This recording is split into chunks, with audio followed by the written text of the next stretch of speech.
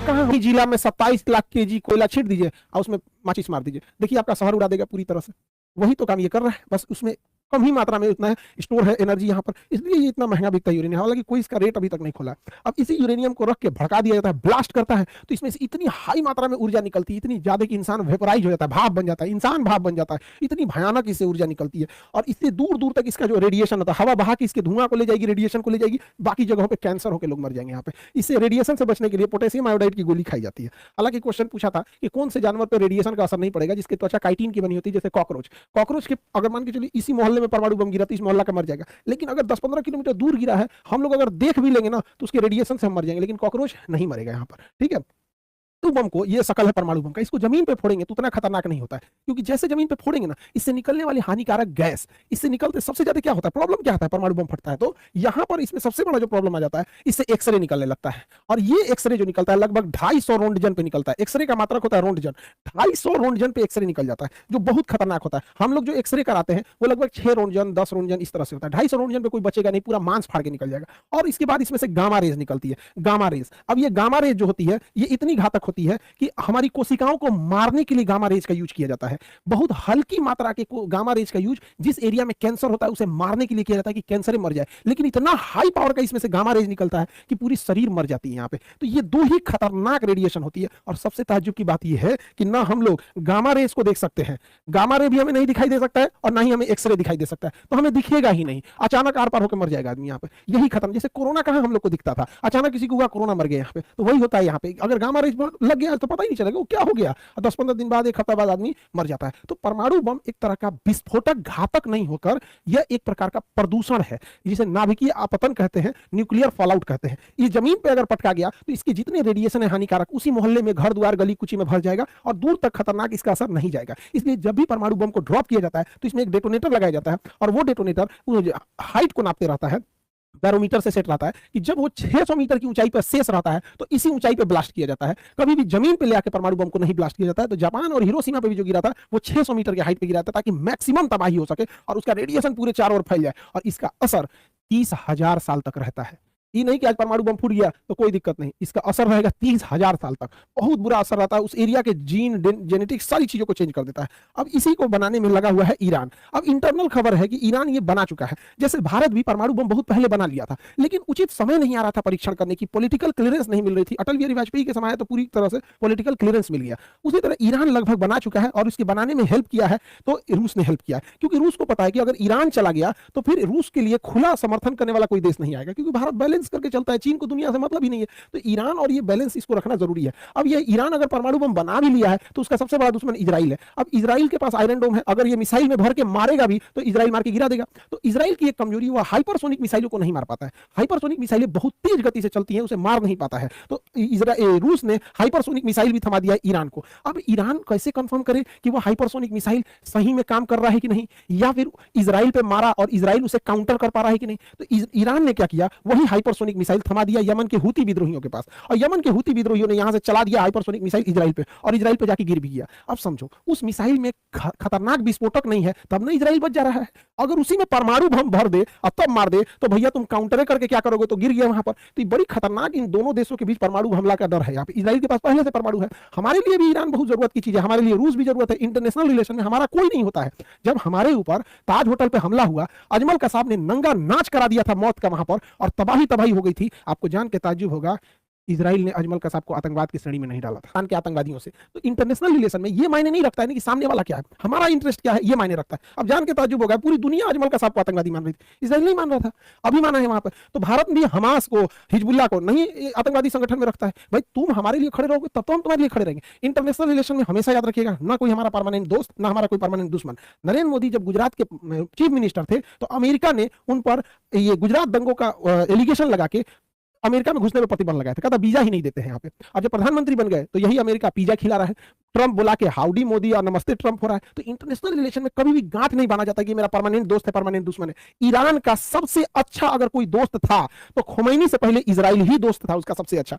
Iran का सबसे अच्छा कोई दोस्त था तो अमेरिका था उसका दोस्त, जब तक कि खुमैनी की सरकार नहीं आई थी यहाँ पर। 67 के दशक की बात है, तो 67 बीते 50 साल पहले की बात है। तो अब आप हाल आजकल इंटरनेशनल रिलेशन 2 साल का इंटरनेशनल रिलेशन देख लेंगे तो उसे नीतियां बनती और बिगड़ती नहीं। 50 साल का एक लंबा अनुभव देखना पड़ता है तब जाके नीतियां बनती है। हमारे लिए ईरान ज्यादा जरूरी है, रूस भी जरूरी है। अब ईरान रूस को क्या दे रहा है? ईरान सस्ते मात्रा में रूस को ड्रोन प्रोवाइड करा दे रहा है और बैलिस्टिक मिसाइल दे रहा है, क्योंकि ईरान के इंजीनियर एकदम सस्ता में मिसाइल बना लेते हैं, ड्रोन बना लेते हैं। अब ये ड्रोन से बौछार कर दे रहा है यूक्रेन में। तो इजराइल रूस को भी फायदा है ईरान से, ईरान को भी फायदा है रूस से। अब यहाँ ईरान के हथियार को यूज कर रहा है ये यूक्रेन के खिलाफ, और ईरान रूस के द्वारा दिए गए हथियार को ईरान यूज कर रहा है इजराइल के खिलाफ। तो दोनों में म्यूचुअल दोस्ती है यहाँ पर। हालांकि अगर देखेंगे इजराइल को तो इजराइल बहुत ताकतवर है और उसकी खुफिया एजेंसी एकदम बेरहम की तरह मारती है। इजराइल अपने दुश्मनों के साथ कोई मर्सी नहीं करता है, और यह हकीकत है।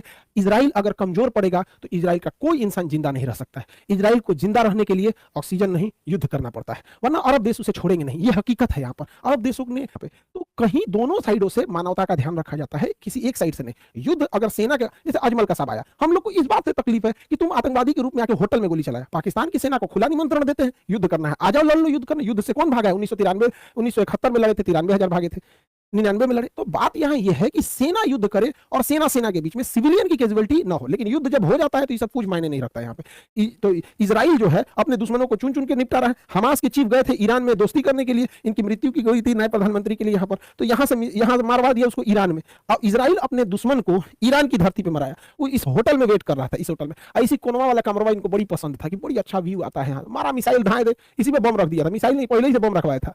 और इनको ना 3 बड़े कमरे थे यहाँ पर, एक इस साइड वाला कमरा था, एक इस साइड वाला, एक सेंटर कमरा, तीनों में बम रखा था। इजराइल रखवा दिया था वहां पर मोसाद के थ्रू, और जिस कमरे में रुकते वो वाला ब्लास्ट होता है। इसको फिक्स था कि यही वाला कमरा में रुके, वही कमरा ब्लास्ट हुआ, हानिया मृत्यु हो गई इनकी, और हमास अभी लीडर विहीन हो गया। इजराइल के नीचे से मारता था हमास, हमास के चीफ हानिया को निपटा दिया। इजराइल के ऊपर लेबनान से मारता था हिजबुल्ला, हिजबुल्ला के चीफ नसरुल्लाह को मार दिया।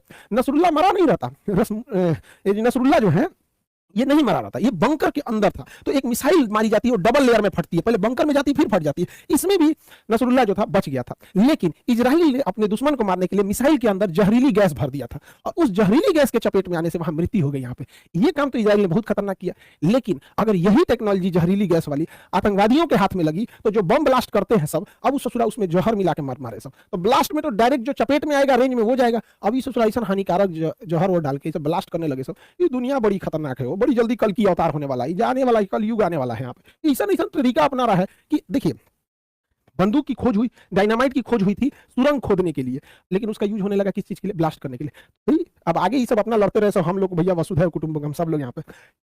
इजराइल अपने दुश्मन को तो निपटा ही रहा है, नीचे निपटा दिया हमास को, ऊपर निपटा दिया हिजबुल्लाह को, अभी मिसाइल मारा यमन के हूती विद्रोहियों के। तो अभी ये कई सारी चीजें हैं। तो अभी इस वीडियो का मेन उद्देश्य जो है वो ईरान के परमाणु कार्यक्रम को समझना है। अभी हम लोग नेक्स्ट वीडियो में भले समझेंगे लोग कि एक्सिस ऑफ रेसिस्टेंस क्या था, और कहां कहां से ईरान अपने जो प्रॉक्सी वार क्या होता है, कैसे कैसे प्लान करता है, हूती कहां से आया, सब ये सब को हम लोग अलग समझेंगे। अभी यहां समझते हैं। अब देखिए, ये रूस जो है और ईरान, ये दोनों आपस में साथ आ गए हैं सब। इधर में क्या है? इजराइल, यूक्रेन और पूरा नाटो एक साथ आ गया है। अब ये बड़ी सख्ती दिक्कत हो जाएगा, एक सेंटर में डिस्प्यूट हो जाएगा, क्योंकि हमारा रिलेशन इन सबके साथ है। यहाँ पर रिलेशन सबके साथ है। हमारे लिए जरूरी है कि ईरान जो है वो स्टेबल रहे।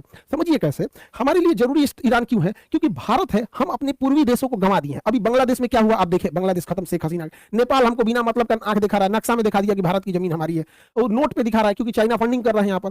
श्रीलंका में क्या हुआ देखिए, भारत को भगाया गया यहाँ पे। मालदीव हम लोग को बर्बाद करने के चक्कर में अपने बर्बाद हो गया। अल्टीमेटली रिलेशन खराब हुआ कि नहीं हुआ? पाकिस्तान से तो जन्मजात दुश्मनी है, यहां से तो कभी सुधर नहीं सकता है। अब म्यांमार में तख्ता पलट हो गया है, क्योंकि म्यांमार की जो प्रधानमंत्री थी आंग सान सू की, वो भारत के फेवर में थी, उनको तख्ता पलट करके भगा दिया। बांग्लादेश की प्रधानमंत्री शेख हसीना, उनका तख्ता पलट करके भगा दिया। रीजन जानते हैं क्या? भारत एक सड़क बना रहा था यहां से लेकर कोलकाता से होते हुए, और ये सिंगापुर तक सड़क जा रही थी। कितना डेवलप हो जाता ये हमारा पूर्वोत्तर भारत। हम भारतीय अपने पूर्वोत्तर भारत के राज्यों के साथ सौतेला व्यवहार किए हैं। हद तो तब हो जाता है जब उन्हें कई लोग चाइनीज बुलाने लगता है, जबकि वो लोग हमारे अभिन्न अंग है। उन्होंने ओलंपिक्स में हमारे लिए मेडल लाए हैं, आज भी वो हमारे लिए सिक्योरिटी के हिसाब से बहुत जरूरी है। तो ये सड़क बन जाती तो डेवलप होता, लेकिन वहां क्या हुआ? तख्ता पलट करके बंद हो गया। अब देखो हम लोगों के लिए चाइना यहां से एक सड़क लेके आ रहा है, सीपीईसी सड़क, और यहां पे उसने बना दिया ग्वादर बंदरगाह। अब यहां से चाइना की एक्सेस हो गई है। पहले चाइना को डर लगता था कि चाइना को इधर से जाना था, अब वो इधर से जाएगा ही क्यों? यहां से अरब देशों से व्यापार करेगा, यहां से घुस जाएगा। तो इसको काउंटर करने के लिए हम लोग ने ईरान का चाबहार बंदरगाह लिए हैं। अब ईरान का चाबहार बंदरगाह लिए, इसी बंदरगाह से हम रेल लाइन लेके अफगानिस्तान में पहुंच सकते हैं ताकि पाकिस्तान को काउंटर किया जा सके इस सड़क को। और हमने अपने एयरफोर्स का एक फारखोर एयरबेस रखा है तजाकिस्तान में, और यही तजाकिस्तान में हम अपने एयरबेस पे पहुंचने के लिए यही रास्ता है, इसलिए ईरान का स्टेबल रहना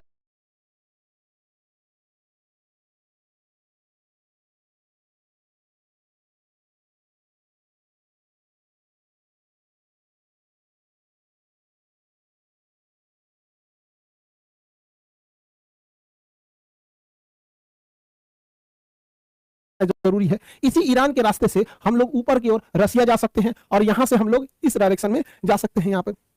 तो हमें सस्ते मात्रा में तेल देता है पेट्रोलियम ईरान, और ईरान हमारे रुपया को भी एक्सेप्ट कर लेता है। अब अमेरिका का अगर इंटरवेंशन इधर हो जाएगा, इजराइल का हो जाएगा, तो सोचिए क्या होगा। वही हाल होगा जो सीरिया तबाह हो गया, इराक तबाह हो गया, अफगानिस्तान तबाह हो गया। हमने अरबों खरबों रुपया अफगानिस्तान में लगाए, अमेरिका यहां से छोड़ के गया, आतंकवादी भर गए सब यहाँ पे। आज इराक में कोई नहीं जा रहा है। तो हमारे लिए ये रास्ते हैं। हालांकि हम लोग ने एक अल्टरनेटिव रूट निकाला है, लेकिन अब ये नया नया है, कोई रूट अभी तो बना भी नहीं है, ये रूट बनते बनते टाइम लगेगा।